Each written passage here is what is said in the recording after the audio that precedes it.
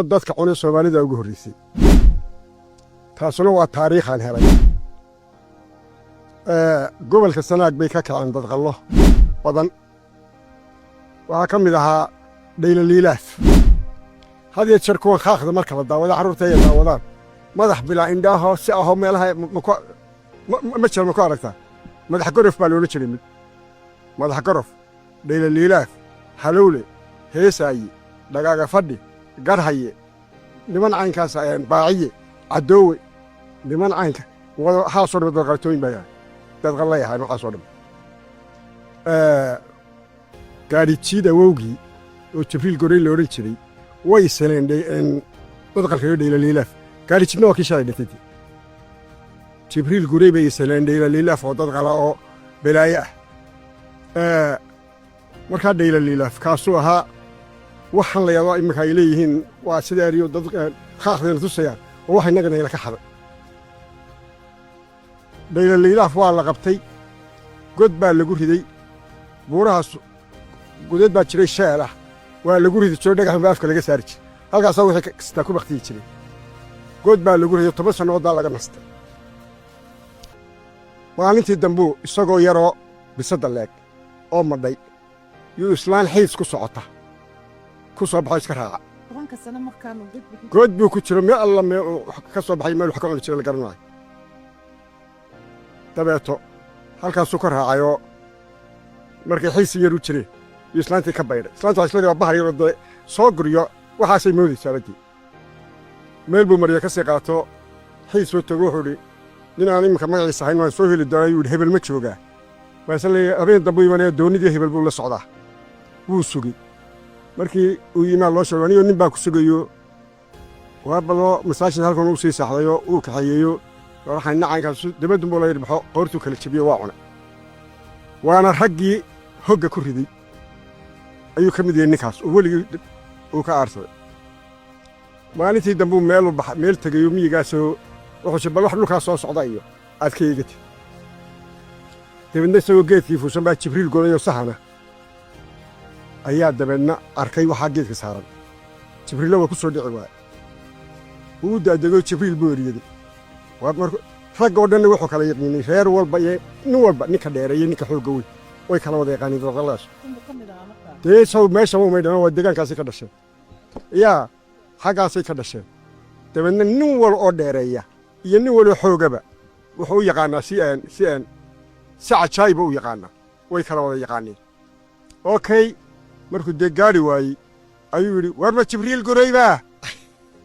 markaasuu ha yiri dhayla liilaaf uu dhintay ma laha warday ya haddana waa noolay ma laha Jibriil baa ka oranayla laha ila wariyay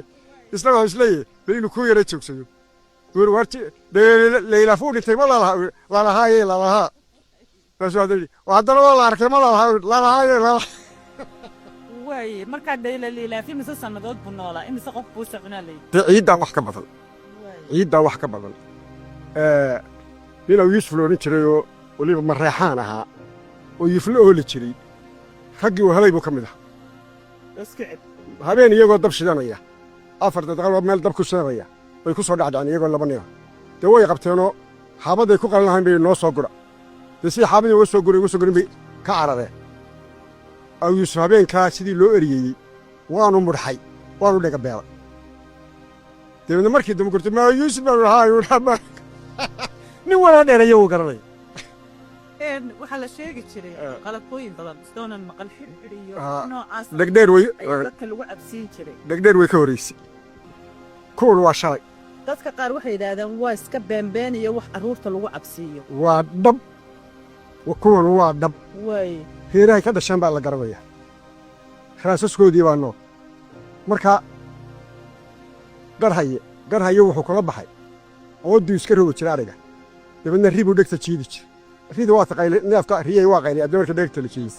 arkariga kaliya waraaba marka loo soo baxo lagu kala jimij dhagaaga fadhi wuxuu kala baxay halka qadadka maarta halka ayuu dadka kala yimid halkaas uu kala jimij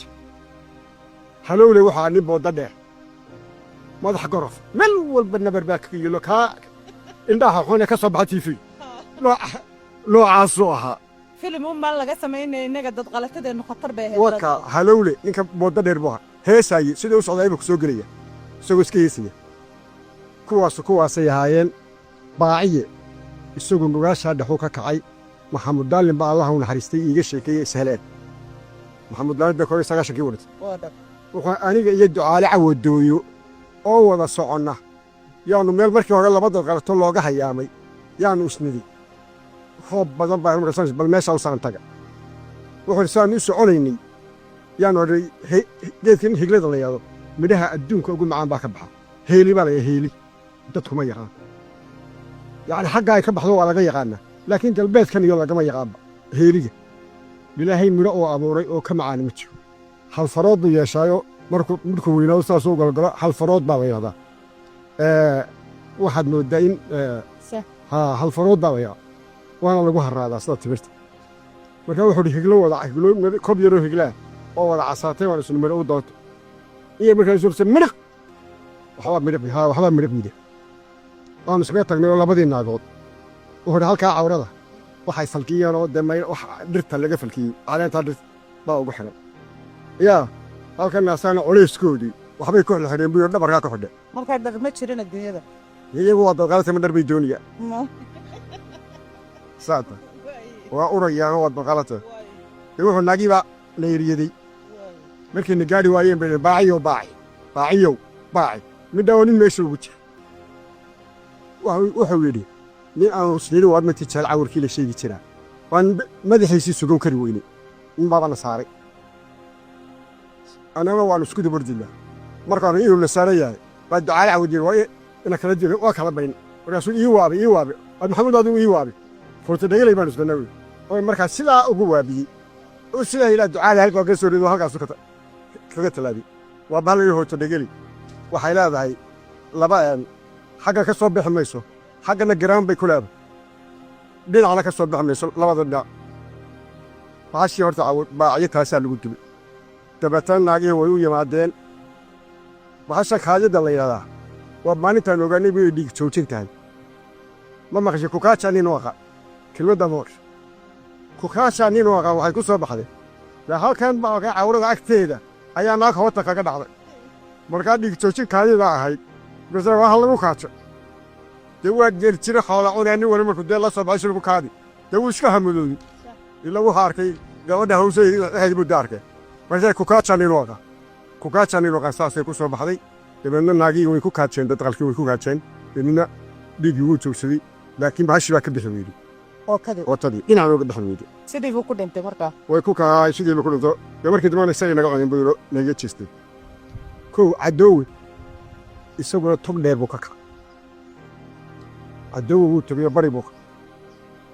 reer buu tagiyo xoolaha imi raacaya dabeetana reer laba qoysa buu ti midi waa madhaliisa waa naag xadoo madhaliisa midina waa dhashaa naagtii madhaliiska cid baa ilaahay ugu diray buu yidhi isagana lama oqon qoryaalaha burca u dhow isagoo jooga maxamuud daalin halay lamana oqon inuu dad qalyahay maxamuud baa dabana sheegay maalintii namarkaas kugu dhacay ma garanaysaa cadoowa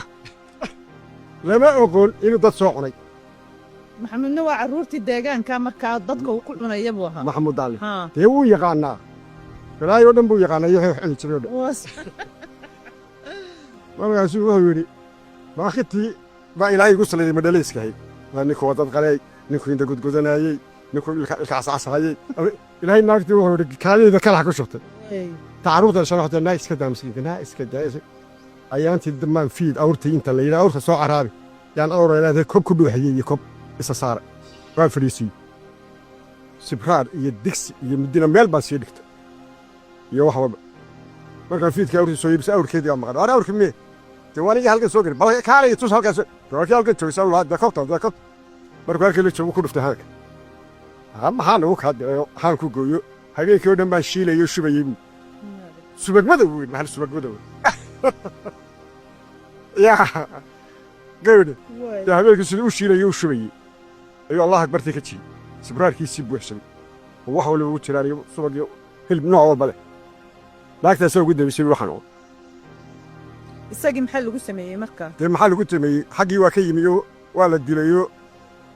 meel lugaashaasa buu intuu geed fuulay buu si bal wax lugaa soo socda adeegti diwadna gabadh inan sidata oo ninkeedii ka soo dubday baa geedkii timi markaasay istiri inanka naaska u naxdin u taag badana markay u furtay ee istiri sida soo fadhiiso yuu geedkii kama soo deginay soo bowda horteedii fadhiiso naa ii qaadina ka ii qaad gabadhii waa kale idagti baa ii qaadina bada waanay garanaysaa inuu cunayo yahay dee inuu fahaa dabaqli yahay ninkii dhalay ee gabadha qabay in adeerkiina waxay garan in cadoowe ka horreey ka gaadhay markaasaan laba faras bay wataan siday u soo wadeen bay soo gaadheen markuu arkay inay hayaan buu inankii ka dhibsoo la qarar markuu arkay in nimankii dee ninkii saaran yahay buu inankii intuu lugtaa qabtay kii dhalay sil madaxa kaga ku tuuray dee kiina hawaduu ka qabtay siday u horeeyeen bay ku dhufteen soo degistii ay soo degeen ayuu haddee cagta la gaadhi waa waxaan midhaa hilibka dadka cunaya dhiigana lama bagaalo waa balaayo bahalaha dee lama gaadho bahalaa balaayaa wadata hilaayaa wadataa horta dadqalladu saasay u jiri gobolkaasay ka kaceen waa tahay waxa ay ka kaceen gobolka sanaag gobolka sanaag bay ka kaceen midna nugaasha kuwa qaadhan oo kuwa nugaashaa ka kacay dhegdheer iyo waxaanu may soo dhowaan dhegdheer ilo dhegdheer waxay dhashay faahiye faarax baciide oo bahaa ka mid ah taariikhda waa la hubaa wallahu hayaa iidla faaraxaaba iyadii dilay intay istira odaygii qabo iidla faarax baciidaaba iyadii dilay